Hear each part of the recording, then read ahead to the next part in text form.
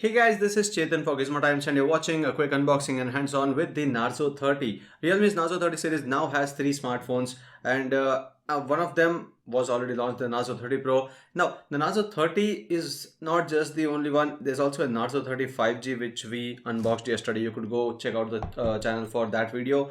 This is the Narzo 30 5G and these two have a few differences, but majorly it's with the chipset itself because that chipset offers 5G on the Narzo 35G and this one has a 4G chipset. Now we'll talk about every aspect of here and also open the box package to show you what all is offered inside it. But before we start, if you're here for the first time, hit that subscribe button because we are very close to 125k subscribers and it would be great to see your support there. Now the Narzo 30, what are the major specs of this smartphone? We'll talk about that first. So these are the major specifications of this device. Helio G95 gaming processor, the same that we saw on the Realme 7, Realme 8, and it worked quite well for regular users and even for gamers. And it has a 30-watt dart charge that is the 5V6A charging, and that is for the 5000 mAh battery. There's a 90 Hz ultra smooth display. It's an IPS LCD display with a 6.5-inch screen size, and then there's a 48 MP primary camera. That's the Samsung's GM1 sensor. Along with that, there are two cameras, but the ultra wide camera is missing on this device. This comes with Android based Realme UI. It's Realme UI 2.0 and we have the racing silver. There's also one other color and the colors remain the same on both the Narzo 30 and the Narzo 35G. And there are two variants over here.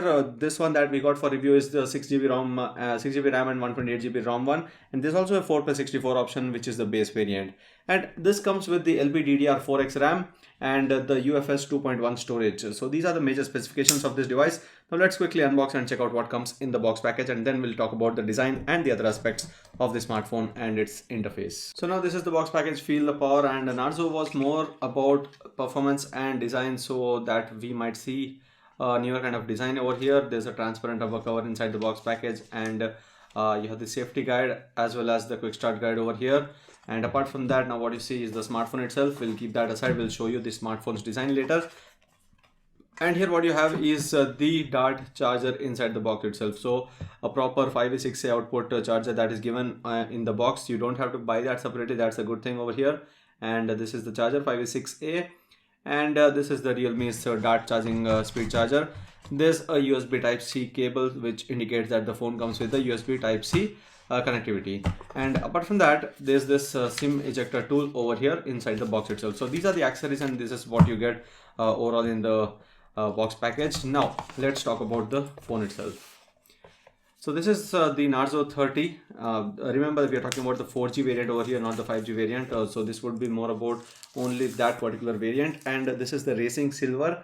So the same one that you would see with the 5G version as well. There would be no difference in the color, but obviously as usual Realme has brought something new with the design over here. We haven't seen this kind of directional kind of a gradient finish on the back of the Narzo series or any Realme smartphone earlier, and pretty good that they have a branding over here, Narzo, designed by Realme, and nothing else. So this entire thing is plain, and it's a glossy back. It's not matte finish, it's completely glossy, so it could be prone to scratching, but since it's a plastic back, it won't break. It won't be prone to breaking.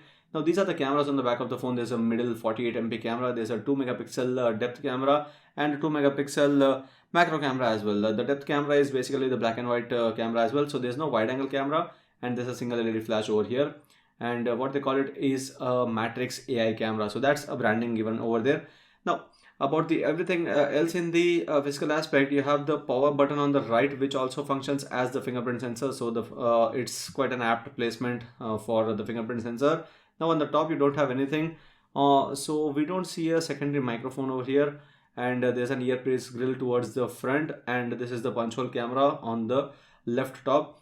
There's a SIM ejector or SIM access area over the left side, volume rocker buttons. Towards the bottom you have all the needed ports. That's the USB Type-C port, then the 3.5mm headset jack, the microphone and speaker grill. Everything is towards the bottom of the device.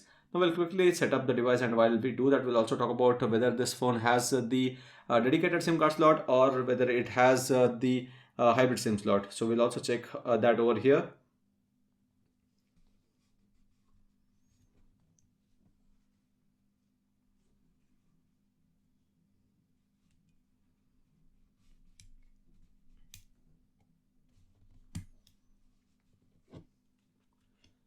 So pulling out the SIM tray, you can see that this has a dedicated micro SD card slot, so you don't have to worry about the storage expansion anytime.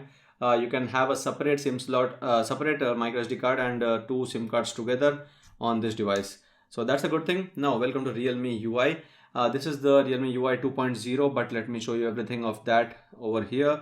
This is IPS LCD at 90 Hz and it's not AMOLED. So obviously keep your expectations a bit low when you talk about IPS LCD, but still it has a faster refresh rate. So if you go into the display and brightness settings and into more options, you have the auto select or 90 and 60.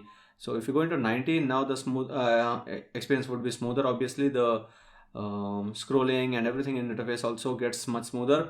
Now if you go into about phone, we have Realme UI version 2.0 based on Android 11. Helio G95 is the processor. Obviously it's quite a common processor that is used by Realme, and we have seen that in already a couple of devices, and it worked well for mostly every kind of user. For gamers also it worked well until the Realme UI 2.0 messed up a few things, but we are seeing that getting better with time. Under Realme Lab you have smooth scrolling that should be disabled, but now we will enable that as well, which makes the scrolling even more smoother, and that is what actually helps in the better experience of the device.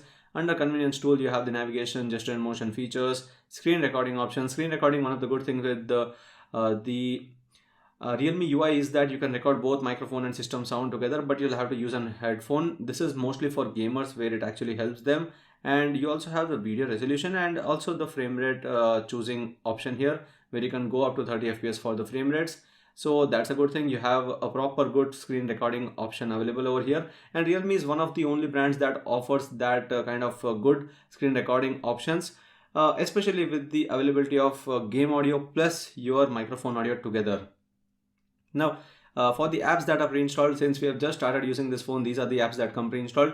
You have Amazon Music and Amazon's both shopping app as well, and Google Assistant is pre-installed, booking.com, and some bloatware is there. But if you choose to delete one of them, if you look here, yes, there is uninstall for that, there's uninstall for this, there's uninstall for Amazon shopping as well. So most of these apps can be uninstalled, I mean not the Google ones, and this you might not be able to, because this is Finchel Pay, which was probably linked to the Realme Paisa application. I'm not really sure or don't remember about it, but yes, it is something about the payment app, payments, so you can't remove that app. And you have O roaming, podcast, Soloop, which can be uninstalled. So you don't have a headache about having a lot of bloatware when you can actually easily remove them in a few seconds. So these were the bloatware applications that you see here. Now under the camera application, since we're talking about the 48 megapixel camera over here, that's the Samsung GM1 sensor, which does usually a good job. And if we talk about the aperture size, it's f1.8 aperture. On the front you have a f2.2 selfie camera, that's the 16 megapixel resolution selfie camera, and this is a quick selfie that is taken with the front camera of the device. Not bad with the quality, but anyway it's a very quick and early judgment over here. Now we have a dedicated 48 megapixel camera mode, or the 48 MP capture mode, for the better details that we can capture with the 48 MP sensor over here. And let me take a quick capture over that as well. So if you're taking a capture of this knife itself, if you talk about the details over here, you can look at that screw area and the texture towards the bottom of the knife. So it's actually a very detailed photo if you're talking about a 48 MP capture. So that happens whenever you're taking those higher resolution photos for the longer term usage. And these are the other modes. You have ultra macro, which takes advantage of the 2 MP camera, and you need to have the subject about 4 centimeters away from the camera. There's time lapse, slow motion as well, and there's a portrait capture mode as well. Under video, if you talk about the resolution, which is important over here, if you go into the video recording options, you have 4K video recording at 30 fps, 1080 at 30 and 60, 720 at 30 and 60, but 4K at 30 fps, at least good, because this would be one difference between this and the 5G variant.